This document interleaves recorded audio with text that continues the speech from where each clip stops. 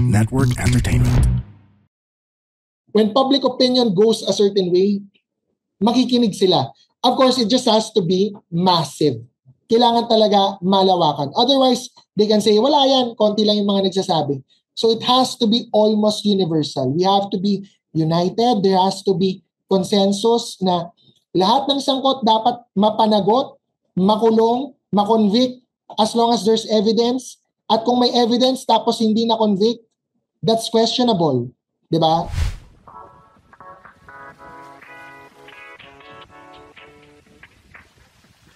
Hello to everyone all over the world. Magkakasama na naman tayo sa isang gabing puno ng tawanan, kwentuhan na may onting seryosong diskusyon. Ito ang Ganito Kasi Yan, powered by the Pod Network. At kasama nyo pa rin ang breadwinner baby boy ng Rizal na talagang pagod na, sawang-sawa na sa kakabayad ng tax sa mga naririnig na headlines natin araw-araw sa dami ng mga pasabog and all. Ako lang to, si Lance. At for this episode, makakasama natin ang isang public interest lawyer na sigurado ko at one point or another lumitaw siya sa mga Facebook or Twitter video. Ako lang, at ito, nawala ng iba kundi si Attorney Jess Falsis. Hello po, Attorney. Welcome to the podcast. Hello, Lance. Hello sa lahat ng mga viewers or listeners nyo. Okay. First of all, Attorney, since I think one way or another, pag nababanggit din, nung sinabi ko po na, mag-guest si Attorney Fancy sa podcast namin this Saturday, is lagi kayong may post on the latest news of the day. Hindi ba kayo napapagod? Hindi pwede mapagod eh. Napapagod ako.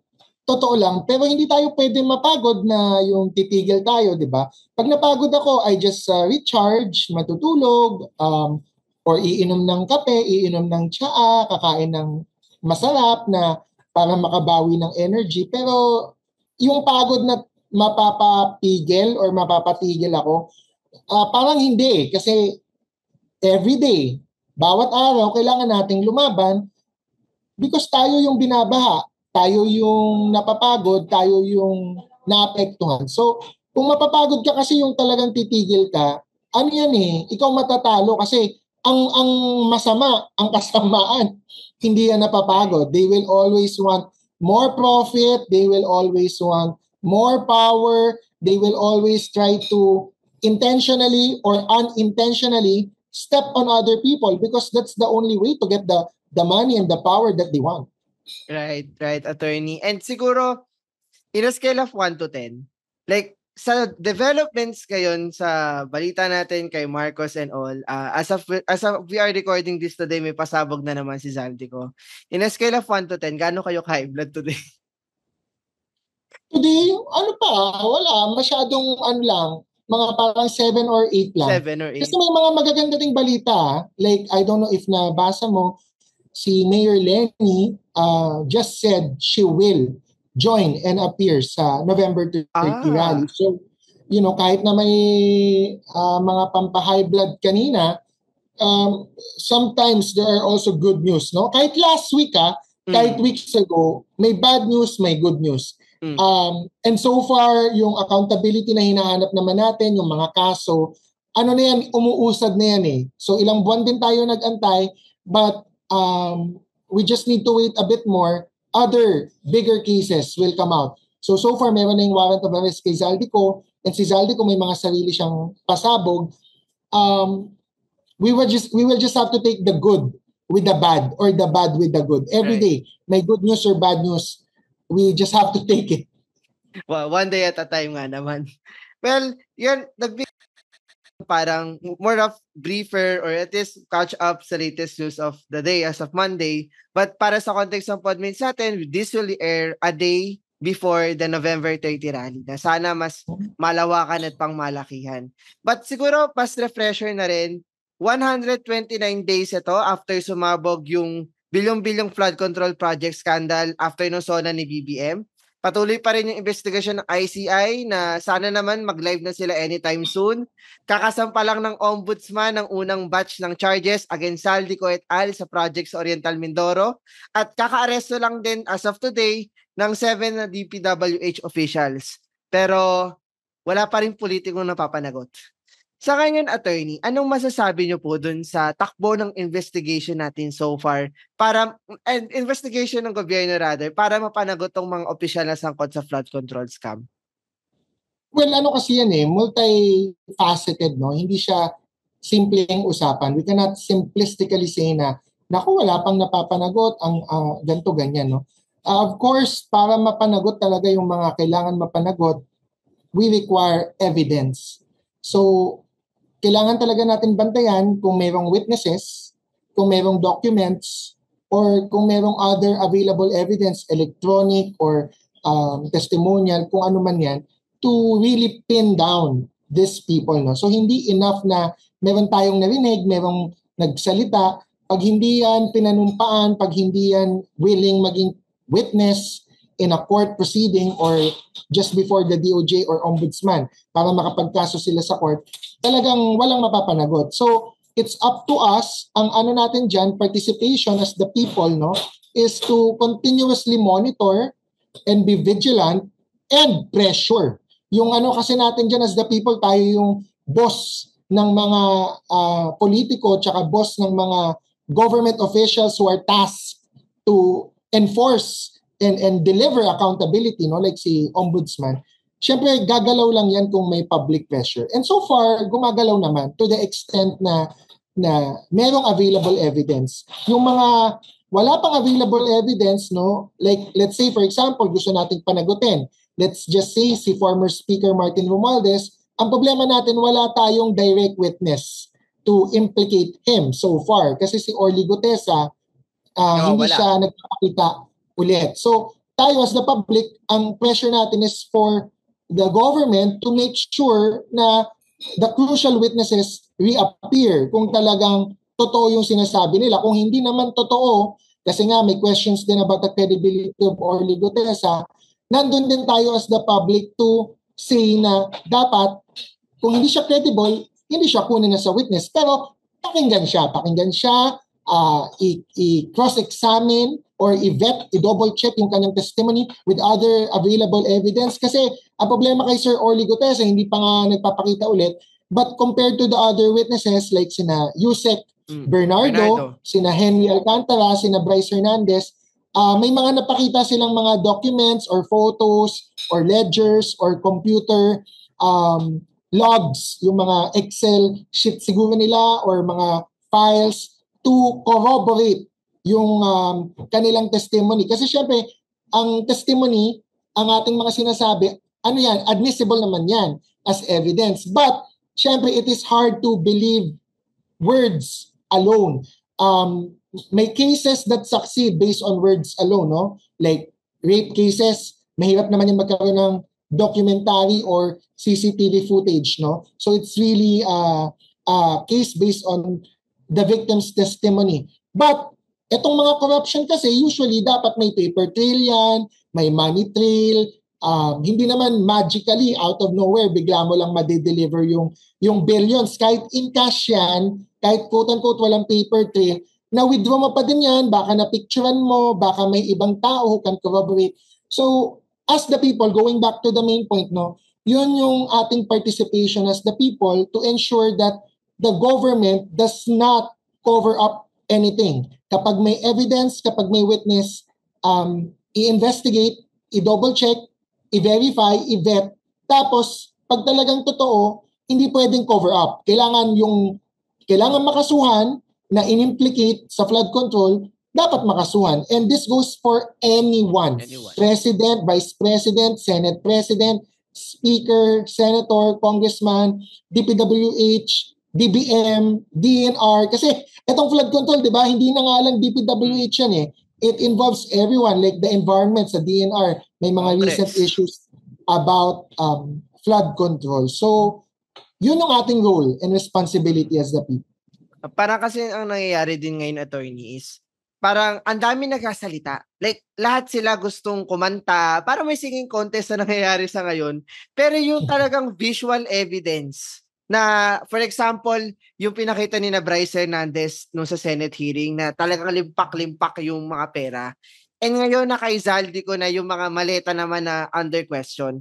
Parang kumbaga, hindi na lang din sapat na yung singing contest kasi magkakabingian and sobrang ingay na lang din and hindi natin alam kung anong katotohanan pa yung paniniwalaan natin dito. Ayun. Si Zaldi ko naman, maganda yon kung meron talaga siyang pictures, documents, tsaka yung kanyang testimony. Ang problema, hindi siya pwede gamitin. Kasi kung ang gusto natin ay pananagutan, kailangan umuwi siya. Kailangan manumpa siya, panumpaan niya, no, para liable siya for perjury kung kasinungalingan ng mga sinasabi niya, di ba? Kailangan magkaroon siya ng consequence or impact yung kanyang mga sinasabi. Hindi pwedeng online lang. Of course, may threats to his safety or security, but there are many ways para maging admissible yung kanyang testimony even abroad, no? Like ipapa-consularize niya or magno-notarize siya before a consular or diplomatic official kung nasaan man siya. So, kapag gusto, madaming paraan. But you are correct, madami talagang noise. So, it's also up to us, the people, to filter out what is real, what is noise, what is propaganda, what is manufactured scandal, what is the truth. But ako, what I can tell you is, based on just listening to everything that has come out so far, just my opinion, it's really that everyone is corrupt. 99%.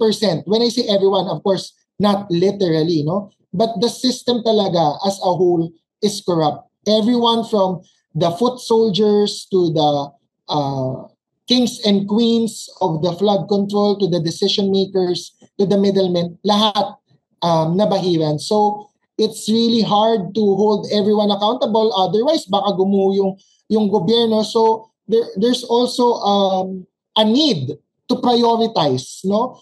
Siguro kailangan talaga habulin natin the biggest fishes, no? Yung mga nasa taas, yung mga mastermind. Kasi otherwise, we can get bogged down by the noise na itong maliit na ganyan, itong middleman na ganyan.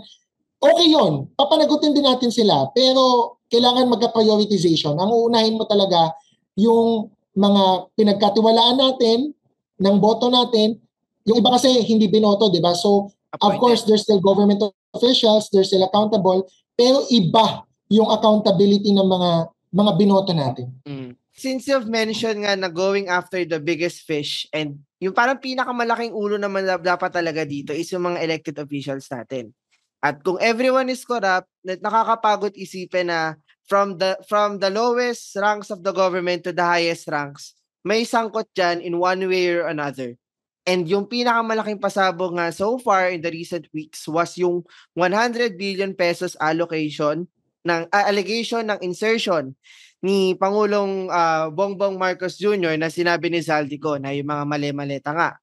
Pero mismong si Pangulong Marcos din, yung nagsabi na magpapasko sa kulungan tong mga opisyal na dawit na kahit yung mismong pinsan niyang si ex-speaker Romualdez, parang balak niya pa atang pakasuhan sa ngayon. Sa tingin niyo ba, attorney, may credibility pa ba? Or pwede pa bang paniwalaan si Marcos Jr. kung siya mismo tinuturong dawit dito ni Zaldico? Well, ganito yan Prangkahan, alam naman natin na corrupt ang Marcos family noon pa. That's why 2016 campaigns, 2022 campaigns, lumabas na yung mga issue na yan. Tapos hindi pa nagbabayad ng taxes. On record yan sa isang Supreme Court decision, si Bongbong Marcos. So, it's not surprising, no? Pero ganito yan kung we're looking at it realistically, di ba? Una, nakaupo na siya Presidente na siya So, binoto na siya ng ibang tao. Ako, I didn't vote for him. So, nandiyan na siya sa posisyon. What does that mean? Kung siya ang dahilan at paraan para mapanagot yung ibang bigger fishes, sa ngayon, sa ibang tao sa ngayon, acceptable yon na, sige, basta habulin niya talaga, walang cover-up, kung ano man yung credibility issues niya, isintabi na yun Kasi noon pa siyang incredible The pudding will be in the results. Diba? The proof is in the pudding. Kapag may results, kung credible si BBM or not, we should support yung prosecution. Not BBM We should support the cases. As to PBBM himself, kung hindi siya credible or dawit din siya, his own time will come. Just look at President Duterte, di ba? It's hard to hold accountable yung nakaupong Pangulo kasi meron niyang immunity from suit, and then of course, he is in control of all the powers of the state or the government. So, paano mo siya papanagutin? May immunity from suit siya. So, does that mean wala siyang pananagutan? Hindi. Like President Duterte, yung pananagutan comes after. Pag tapos ng termino niya, kung talagang inosente siya, he can just defend himself in court, di ba? Or, kung ang pananagutan na gusto ng iba, ngayon na kagad, they can try to impeach BBM. But that is a political question, not just a legal question, because meron niyang kaakibat kagad na paano yung kay Sara. Yun nga. Because si Sara, meron ding sariling credibility in a vacuum. We always have to look at them together. Kasi kahit nag-aaway sila ngayon, binoto sila together. Di ba? Unit team sila pinasok sa kapangyarihan. Baka dapat unit team din sila ilalabas sa kapangyarihan because they were voted together as a tandem. If the boat is sinking, hindi pwedeng yung Pangulo lang yung mawawala or yung vice lang yung mawawala. Baka dapat simultaneous the boat is sinking. Ayun nga. And I think parang I think medyo hindi kasi nagme-make sense if you think of it na presidente ka na eh. Oo, sige, corrupt yung pamilya mo, pero binalik mo yung pangalan ng tatay mo sa Malacanang, tapos magpapahuli ka ng ganyan-ganyan lang. And mismong ikaw yung mag-expose ng isang skandalo na ikaw rin pala yung sangkot. Parang yung ganitong sense na it doesn't make sense at all if you think of it. And I think the opinion right now, as I see it right now is, minsan, yung ibang tao, they are somehow reluctant supporters of this president in order to keep the vice president from not holding her power in Malacanang after. Wouldn't you agree on that? If you think of it, attorney, hindi ba parang hindi nagme-make sense na ikaw na yung presidente, yung pamilya mo, pinatapon sa Hawaii, nakabalik kayo sa kapangyarihan, tapos madudulas ka lang ng ganyan sa skandalo? Tapos ikaw yung mag-e-expose ng sariling skandalo na ikaw din pala tayo masasangkot o ikaw yung nasa likod? Hindi ba siya nagme-make sense at all if you think of it? Madami ng analysis, if not speculation, bakit siya yung maglalabas ng flood control. And there are good reasons why siya yung naglabas na wala siyang dawit, but there are also some logical analysis na kaya lang niya nilabas, baka gusto lang niya unahan yung issue, 'di ba? There's many reasons why he would come out with the issue, no? On face value, I would agree, face value, that it sounds logical na hindi niya ilalabas yung flood control scandal kung dawit siya. On face value. But of course, given that there are some allegations coming out na involved din siya sa flood control, and hindi lang flood control, by the way, kasi yung dinadawit sa kanya, buong budget. Meaning, yung insertions, ibang issue yun sa flood control lang. May flood control insertions sa budget, meron ding general insertions like non-flood control projects sa budget na allegedly may kickback siya. For now, hindi credible pa yung allegations na yung mga yun kasi hindi naman under oath, tsaka may inconsistency doon sa testimony ni Zaldico because he says wala siyang tinanggap. And yet, that cannot be reasonable given billions ang dumadaan sa'yo, wala kang cut. Diba? Tapos si Orly Gutesa, ang sinabi naman ni Orly Gutesa, may cut si Zaldico. May iniiwan na luggages sa kanya. So, my point here is, there is good basis to think that walang kinalaman si BBM sa flood control, but that is not 100% foolproof na logic. Because, okay, kahit wala siyang kinalaman sa flood control, baka may kinalaman siya sa ibang kalokohan. Baka hindi natin sigurado in a few months, masasabi na lang natin, it runs in the blood na lang talaga yung pangungurap.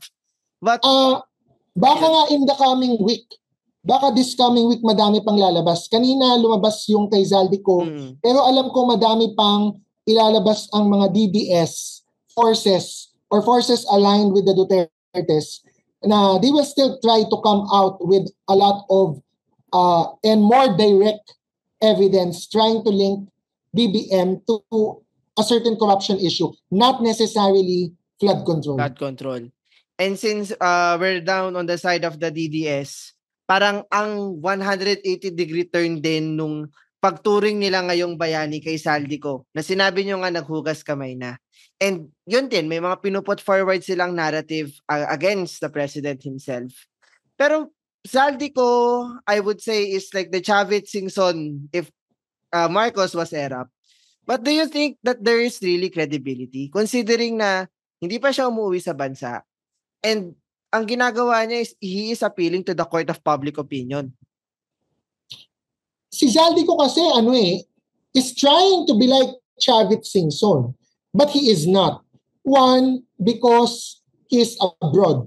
Unlike Chavit, who said na may threat to his life and an attempted assassination, Chavit was here and testified about that attempted assassination personally on live TV while being here in the country. One. Second, si Chavit kasi, he didn't say he's clean. Hindi sinabi ni Chavit na malinis siya. Sinabi ni Chavit noon na part siya ng wetting operations, na nakakakuha din siya or nagbe-benefit din siya from the proceeds ng illegal wetting.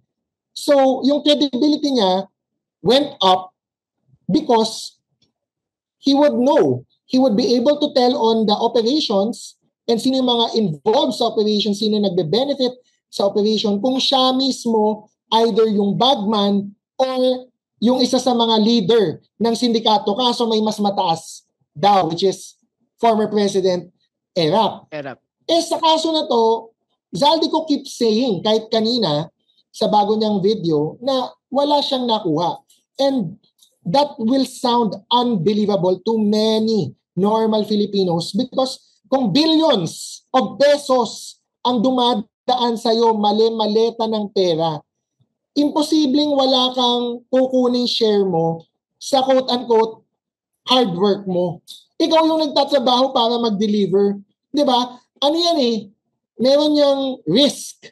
Delikado para sa isang tao na mag-deliver ng billions of pera. Paano kung mahuli ka? Paano kung merong makatiktik? Di ba? Paano kung may mawala na luggage doon? Di ikaw yung lagot doon sa dideliveran mo. Di ba? Magagalit pa sa iyo yung dinideliveran mo. Kung may kulang, kung may bawas. And yung, let's say yung boss mo, sigurado bibigyan ka ng share mo. Kasi iisipin niya, magnanakaw itong magdi-deliver sa akin kung hindi ko siya bibigyan ng share niya. So, it just doesn't make logical sense. That's why his credibility is not going up and is being questioned even by reasonable people na anti-Marcos to begin with. Yung mga original na anti-Marcos, bago naging anti-Marcos yung mga DDS, hindi sila makapaniwala kay Zaldico fully. Kasi may kasinungalingan Hindi ka panipaniwala na wala siyang cut. And I think yun nga rin yung nangyayari na parang may ulterior motives. And hindi lang si Zaldico po Kasi if you think of it, yung mga witness sa side ng DDS or at least yung pinupush nila, parang mga nag-audition sa The Voice at sila yung maging state witness. We have Zaldico, yung mag-asawang Diskaya, na ultimo kahit in-auction na yung mga kotse nila, nilalaban pa rin ng isang senador. At si Orly Gutesa nga na ngayon na hindi pa rin mahanap-hanap. Parang would you say, attorney, na etong mga taong ito, etong na pinuput forward ng anti-Marcos ng mga DDS, talaga bang may matutulong sila substantially sa investigasyon considering that they might have ulterior motives o may pinagtatakpan sila? O parang tanim witness lang to just to benefit the narrative ng mga nasa Duterte camp? As I've said, usually the best witnesses are those with ulterior motives, either to save their own skin or dahil gagantihan nila yung naglaglag sa kanila. So that's the benefit muna for the Filipino people na lahat ng mga korap na to, naglalaglagan, nilalaglag nila ang isa't isa. So mas madami tayong nalalaman. But, tama ka dun sa punto na there will be scripted or manufactured parang revelations na pag tiningnan mo naman, pag pinag-aralan mo, upon closer scrutiny, it doesn't stand up or hold in court. Kasi tayo, ayaw natin magkaroon ng mga kaso na ipa-file, tapos weak cases pala, yung basehan kasi parang gawa-gawa lang or peke-peke, tanim-tanim witness lang, madidismiss lang yung kaso. Ma-acquit lang yung accused. So, babalik tayo dun sa sinasabi ko na as the people, yun ang to monitor and to pressure the relevant government officials like the DOJ or the Ombudsman to filter and sift or vet properly kung sino talaga yung mga dapat paniwalaan because everybody will have their ulterior motives. We can use that to our advantage para maglaglagan sila. Pero that doesn't mean na we will believe everything that they say because they have ulterior motives. So yung magiging narrative nila, baka half-truth. Baka sasabihin nila yung katotohanan na maglalaglag sa kabila, pero meron pa silang hindi sinasabi to protect yung mga kaalyado nila.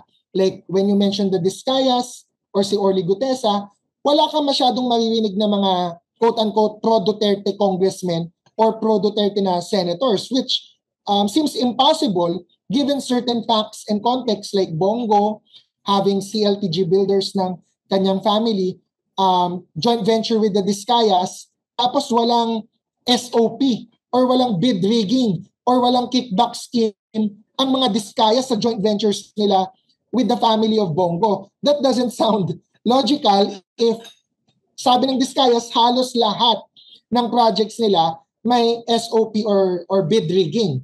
So, that's how we should approach it. Ulterior motives, yes, everyone has that. Everyone will have their own agenda, but we should use that to our advantage without being fooled by the disadvantages.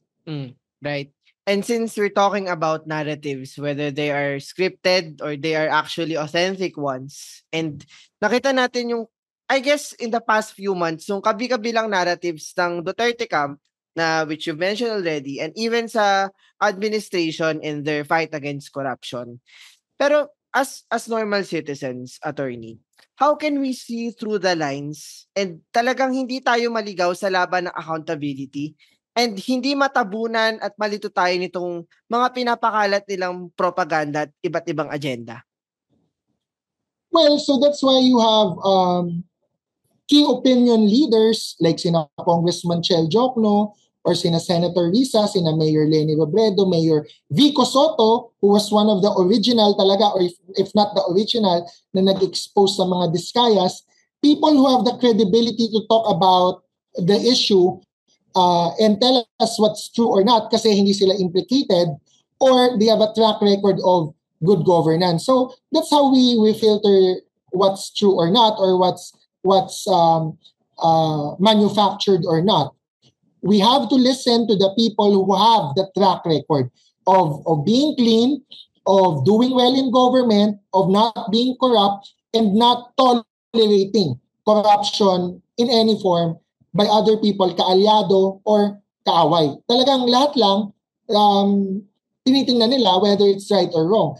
Of course, iba-iba ang rules niyan, di ba? Sa mga mayor, they do it at the local level. We don't expect them to have exposés or to have privileged speeches against national politicians. But if at the local level, they're doing well, they have good governance, they have the credibility to talk about national issues, and we should listen to them. Tapos din naman sa mga national level na politicians like congressman or senator who are not implicated at all but who have good track records as well in terms of promoting good governance like si Congressman Attorney Chel Jokno, we should listen to them, how they see things and approach things because they have a good track record. Siyempre, yung mga hindi natin papakinggan is yung mga mukhang selective biases or track record-wise na accused na sila noon ng pork barrel scandal or ng other corruption issues, and yet ngayon parang sila yung anti-corruption crusader. Hindi lang sila napanagot noon because if we notice, dati mga senador lang yung napanagot tapos napalaya pa. Yung mga congressman dahil masyado yatang madami or because of other issues, I can't really say, hindi sila nakasuhan unfortunately. But many, hindi ko napapangalanan, many talking heads, yung mga may ingay nationally, have corruption allegations in the past. Right. And yung mahirap nga lang din, attorney, is kahit sabihin natin na meron tayong mga key opinion leaders na malinis ang track record eh.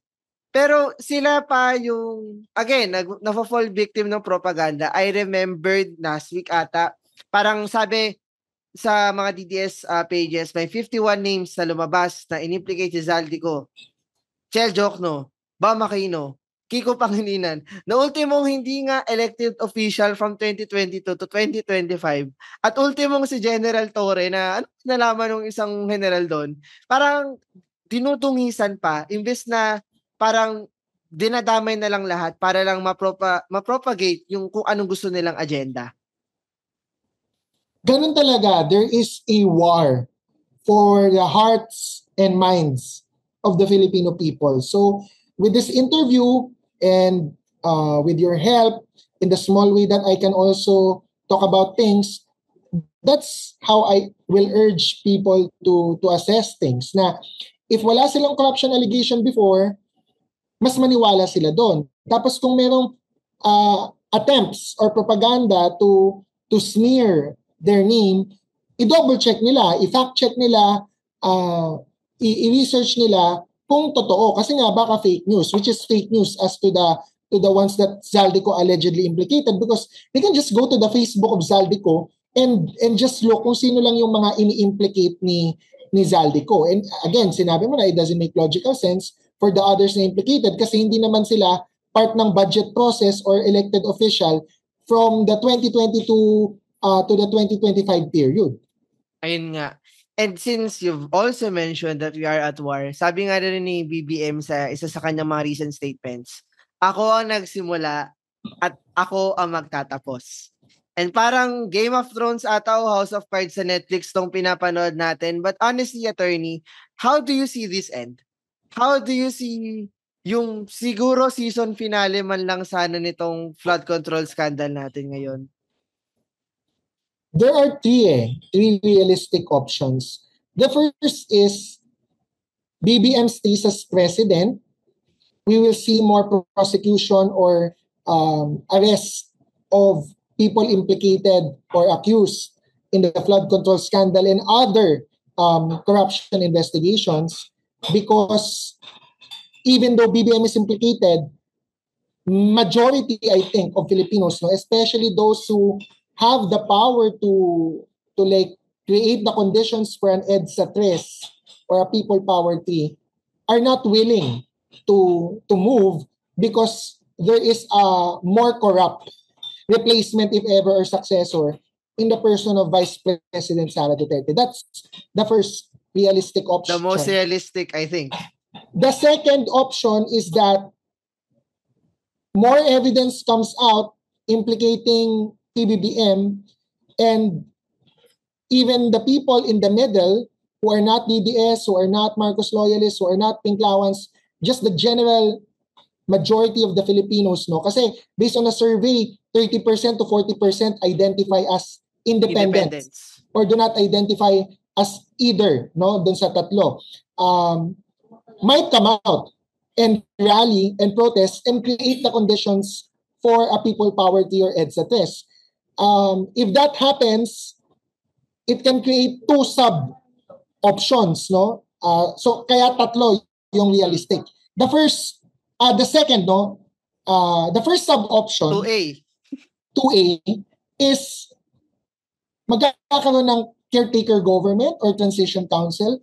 Worst case na yun. That's the worst case. I don't think that is likely to happen, but there are people who are pushing for it. Yes. That's why you will hear sa balita may mga fino-float na idea, mga testing balloon like Ramon Ang, heading a caretaker government, etc. Lahat yan trial balloon yan. They are testing the sentiment of the public. So far, hindi siya bumibenta sa tao. The other option is, kung magkaroon ng malakihang rally, creating the conditions for a people poverty, it will be a constitutional option, but impeachment without the vice president succeeding.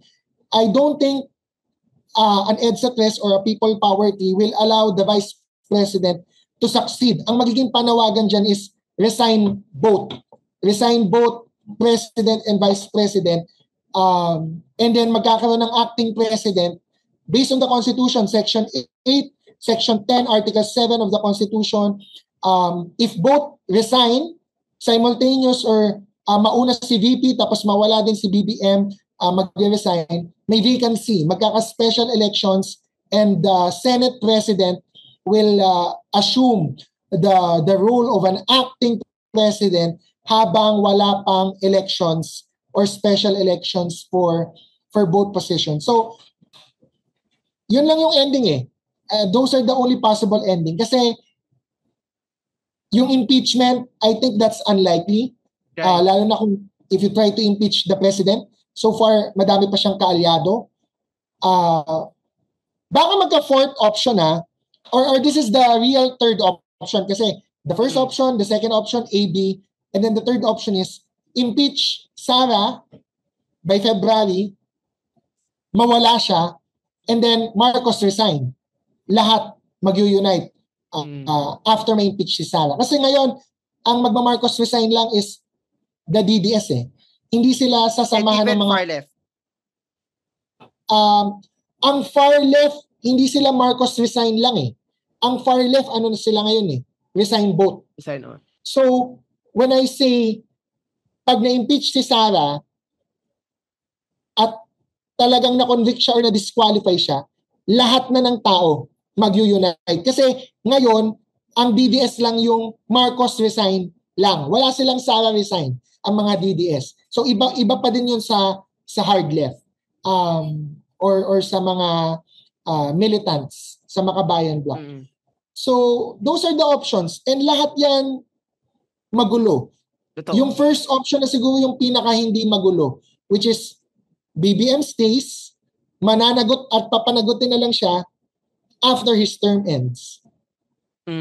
So, well, to put it TLDR, it's either status quo ng admin, may mapapanagot, or acting president Vicente Soto III in a few months, or I don't know, mag-resign pareho, and yung People's Council nga. And how about attorney yung military junta? Kasi may mga chatter I guess si Senator Ping Lacson din binanggit rin niya today na there are calls from the military to have that. But I think yung military junta or even your People's Council na sinasabi ng mga militant groups, they are both unconstitutional. Wala sa konstitusyon natin yung ganyang provisions. Do you think na may kahit katiting na chance na posibleng mag-succeed yung mga ganyang ways na wala sa konstitusyon natin? Duda ako kasi a military junta will not succeed without the support of the people. Hindi sila gagalaw unless the people support it. And the people, I don't think, are likely to support a military junta. Because one, it's dangerous. Diba? You never know when they will give the democracy back. Pag military junta na ang in power, like in other countries, Southeast Asia pa lang, diba? Kahit sa Thailand, malaki ang impact ng mga naging kudeta or military junta. Kahit ngayon parang mukhang democracy ulit ang Thailand, malaki pa din yung damage na naiwan ng military junta. And I don't think the military as a whole want to lead, no? Because they know it's not for them. Meron lang talaga yung ang mga active kasi diyan mag-promote ng military junta, yung mga wala sa posisyon, yung mga wala sa power, yung mga retired na parang gusto yata maging appointed kaso hindi ina-appoint ni BBM or hindi ina-appoint ni BBM noon nung nanalo kaya ngayon galit. I mean, that's the real talk You talk about ulterior motives kanina a few minutes ago. Ganun yan eh. Why would they want to destabilize the government? It's because they're not benefiting. That's the short and sweet of it. Kahit sabihin pa nila para sa bayan, para sa bayan. Ang totoo dyan, pag tinignan mo kung sino yung mga players behind the destabilization efforts, madami dyan mga hindi na-appoint o hindi pinagbigyan. Plangkahan lang. Gets? Parang ano na lang, parang may mga grudges na lang talaga sila against this administration. Thus, they're in favor of having a junta na baka yung si Sara lang din naman ang makikinabang. Eventually. Yun ang nasa utak nila. Pero I think, attorney, na etong ganitong eksena na to, although nagka-pause nung panahon ni Duterte kasi mukhang he stifled opposition and dissent during his time, pero we've seen this film before. Yung Duterte medyo tahimik lang kasi he stifled opposition, pero we've had Pinoy and the pork barrel scam, Arroyo and BNCTE, yung mga skandalo during that time, and even the threat of a military coup, and ERAP, EDSA 2, and Cory with EDSA 1 and all. But parang sa dulo kasi nangyayari is ongoing pa rin yung kaso o acquittal ng mga politiko at yung mga rank and file yung nasangkot yung nakukulong. I guess the essential question is, bakit kaya ang hirap po magpakulong ng mga kurakot sa bansa? Lalo na yung mga sangkot dito sa flood control. Bakit parang ang hirap magpakulong ng mga kurakot? Well, sa flood control naman hindi mahirap, no? It just takes time. So hindi natin pwede madaliin. Pero lalabas na yan. Sunod-sunod na yan after the Zaldico case. Yung sa mga nakaraan naman, ako ang panawagan ko lang as a public interest lawyer, even if I'm a lawyer, and even if the Supreme Court is the highest court of the land and we are officers of the court, no? As someone still entitled to freedom of speech, I have to give that disclaimer kasi. And the Constitution is still higher than the Supreme Court. The Filipino people, tayo, we also have to look at the role of the judiciary. Bakit parang yung tanong mo na, bakit ang hirap magpakulong or mag-convict? Kasi madami sa mga pork barrel cases, lalo na yung mga senador, hindi DOJ, hindi ombudsman, hindi pangulo or mga senators ang nagpalaya sa mga senador. Ang nagpalaya dyan, from GMA to Enrile, to Jinggoy, and sino pa tong isa? Bong Revilla. To Bong Revilla are the courts. So, the Filipino people also need to look at the role of the judiciary in enforcing accountability. I don't believe that those cases were weak.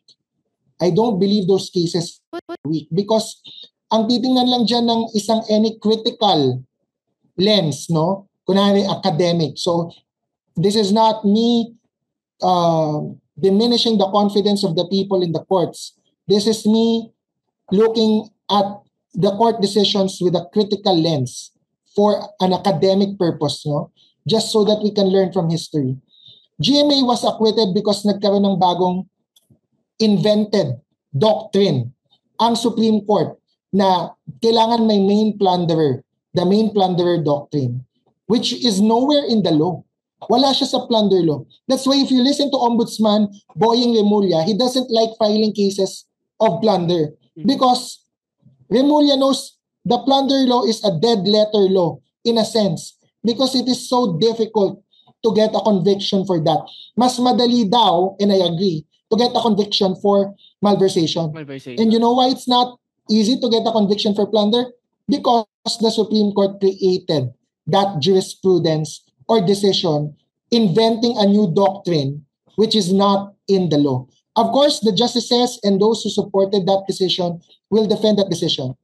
I am on the other side, no? Like many Supreme Court decisions, hindi porket Supreme Court decision yan, tama yan.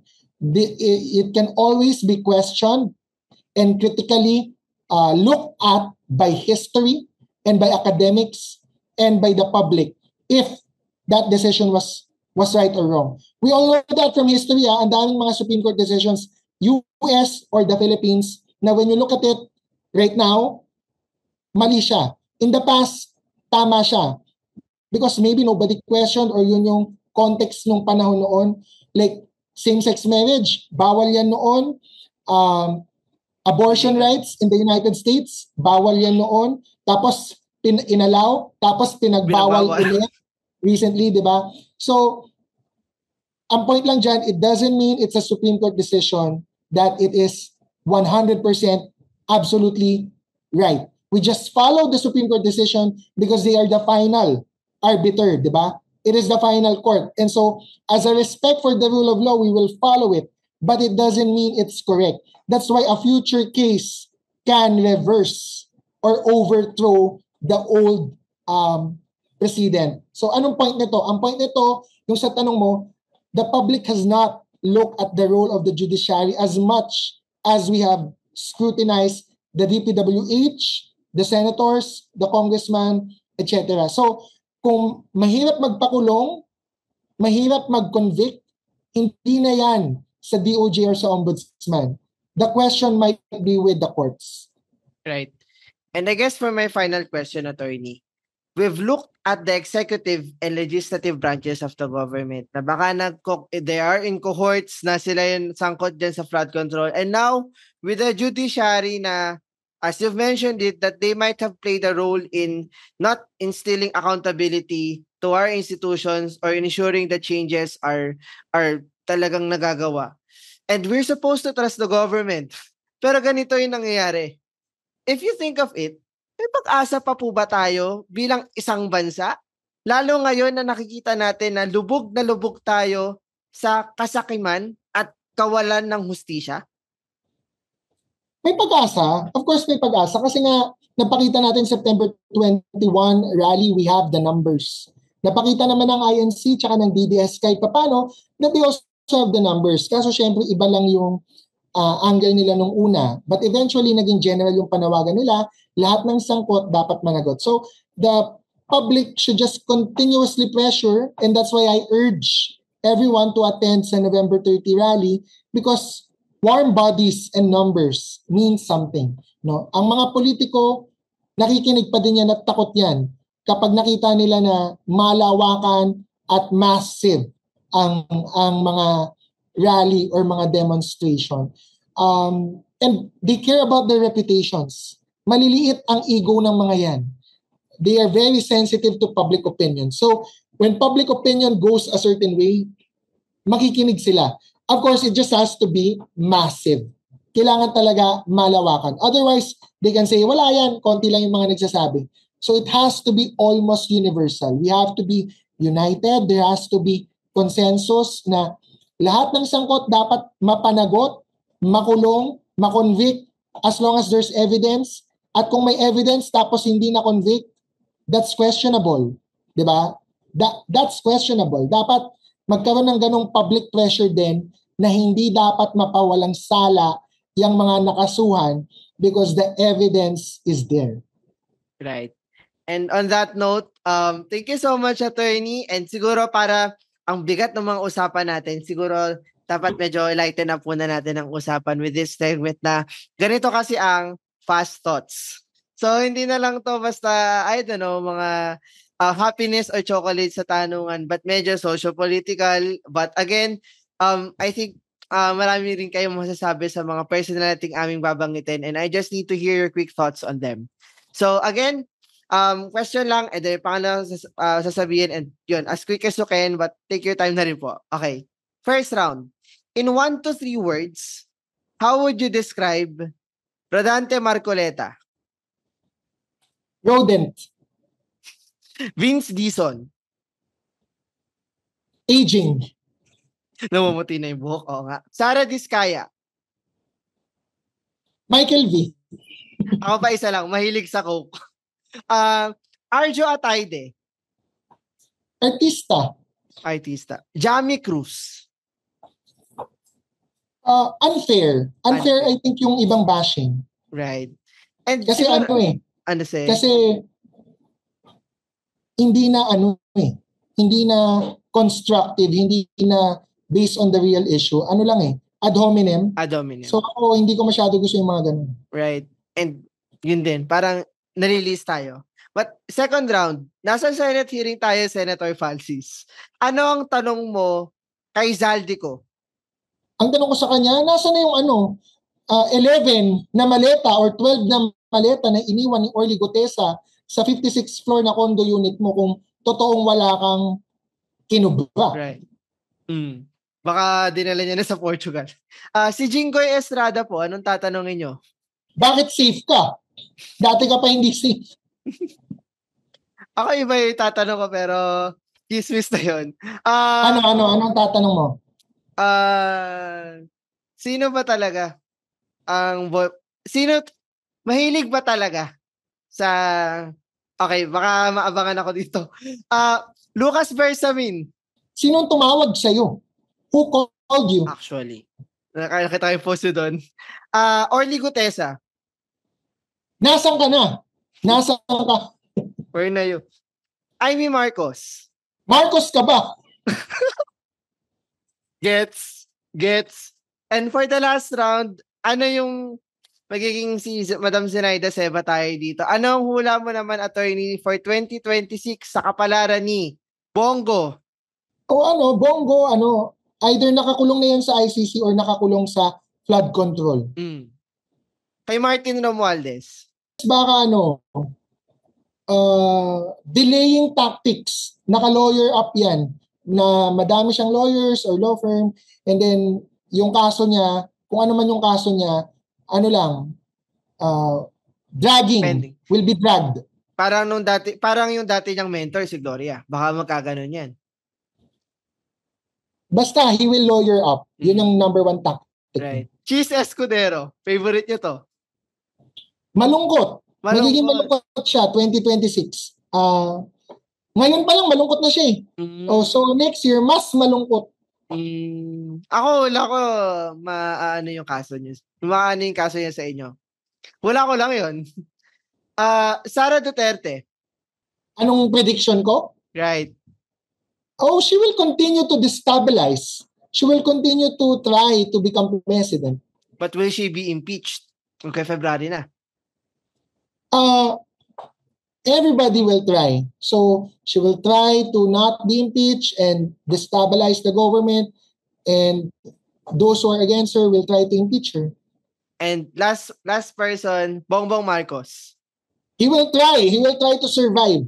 Like GMA, despite all the scandals and issues panahon ni GMA was never ousted or forced to resign because the vice president then was also unacceptable to many of the middle class and the majority of Filipinos. So BBM will try to continue to survive and ride out his term to 2028. But do you think kaya niya pa? May fighting chance? May bubuga pa si BBM? 50-50. 50-50. Alright. And once again, maraming salamat, attorney, for this very, very fruitful conversation. And I hope marami yung naliwanagan and at least napaalala ulit kung gaano kabigat and karaming sakit sa ulo tong nangyayari sa bayan natin. And sana may makuha pa ding pag-asa din sa atin, sa bansa natin pagdating na 2026 and on. And I'd like to take this opportunity if may gusto po kayong promote social media pages and causes and all. Go ahead, sir. So I would just like to invite everyone to the November 30 rally. We have to show up, presence and numbers count. Hindi pwedeng sa social media lang tayo lagi. We have to participate with people and we have to create a united front. Laging may pag-asa dahil basta merong mga kabataan ng pag-asa ng bayan, hindi tayo titigil sa pag-demand at sa pagkamit ng mas magandang kinabukasan. That's why meron laging pag-asa dahil basta merong mga kabataan na handang makipaglaban para sa kanilang kinabukasan, merong pag-asa. So makisali kayo, makibaka, and see you on November 30. Right. And again, Podmates, see you bukas sa November 30 sa pangmalawakang rally natin sa People Power Monument. And kung nagustuhan nyo itong episode na to, why not i-share nyo sa mga social media platform para mas marami pang makanood. Tag nyo kami sa GKY Pod. Ako, it's LNCRVDA on Spotify. And stream nyo rin to sa YouTube. Naglalabas kami ng episodes every Wednesday and Saturday. And also on Spotify, hit nyo yung notification bell, rate nyo yung 5 stars, select nyo to, mag-comment kayo. And wag nating kakalimutan, lahat ng sangkot dapat managot. Kaya dapat ikulong na yung lahat ng mga kurakot. At ito pa rin ang Ganito Kasi Yan. The opinions of podcast creators, hosts, and guests are not necessarily reflective of the official stance of the Pod Network Entertainment, its hosts, or other network programs. The content created by the people behind the podcast is personal and not meant to harm any religion, ethnicity, group, organization, company, or individual.